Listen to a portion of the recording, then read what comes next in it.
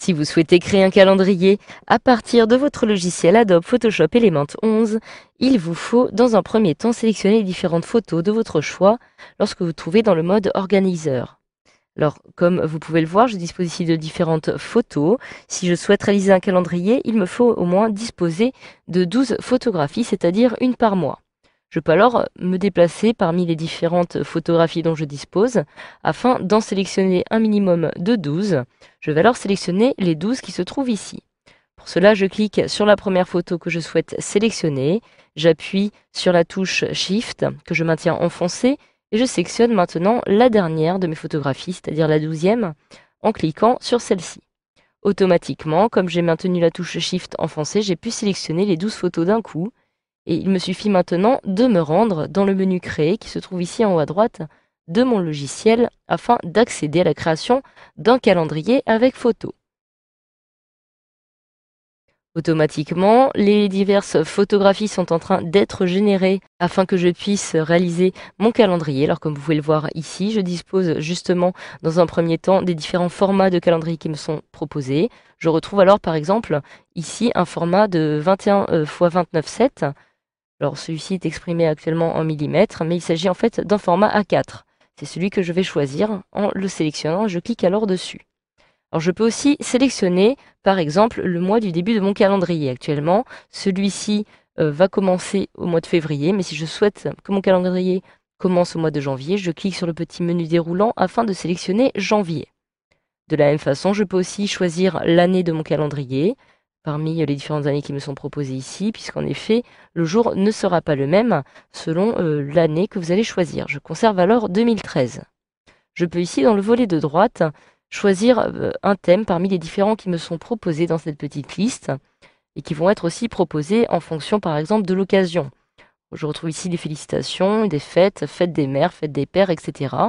Donc cela peut s'avérer très utile selon le type d'événement, par exemple, que vous souhaitez réaliser.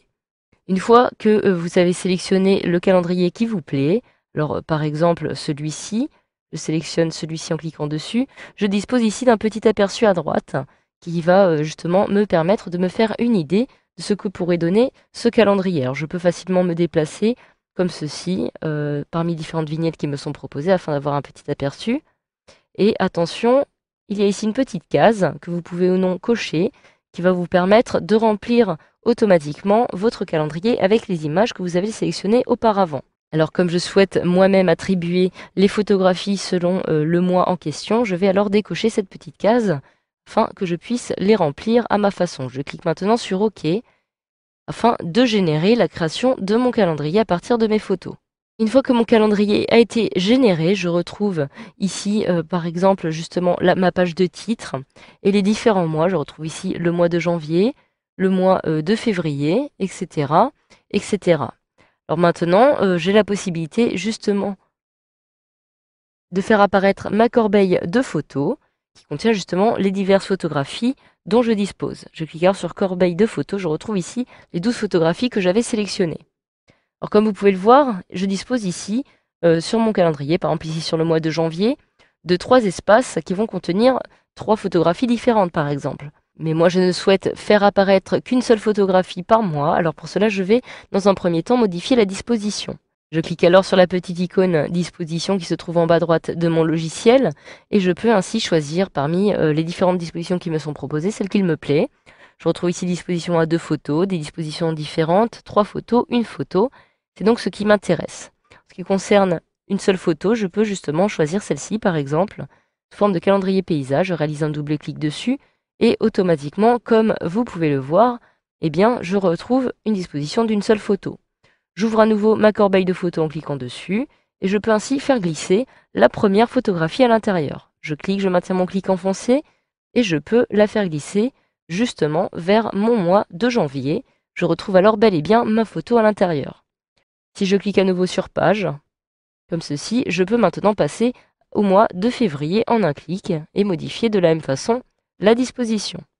Vous avez aussi la possibilité d'ajouter d'autres photos qui ne font pas partie de votre sélection, tout simplement en cliquant dessus, comme ceci, et vous pouvez ainsi rechercher la photographie de votre choix. Je clique sur la petite croix. Vous avez aussi la possibilité d'ajouter du texte à votre calendrier. Si par exemple, vous souhaitez ajouter un petit titre, vous pouvez alors cliquer sur texte.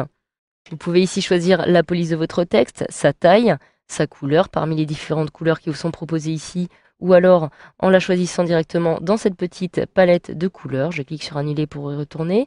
Vous pouvez aussi définir le style, s'il s'agit d'un style gras, italique, souligné ou barré. Vous pouvez choisir d'aligner votre texte à gauche, à droite ou encore de le centrer. Une fois que vous avez choisi justement tous ces paramètres, il vous suffit maintenant de cliquer directement sur votre calendrier afin de saisir le texte de votre choix.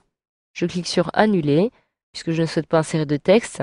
Et une fois que vous avez justement terminé de générer votre calendrier, vous avez ici plusieurs possibilités. Vous pouvez alors, dans un premier temps, l'enregistrer en cliquant sur ce petit bouton ou alors imprimer directement votre calendrier en cliquant ici. Voilà, grâce à cette formation, vous savez désormais comment créer un calendrier avec vos photos directement depuis votre logiciel Adobe Photoshop Elements 11.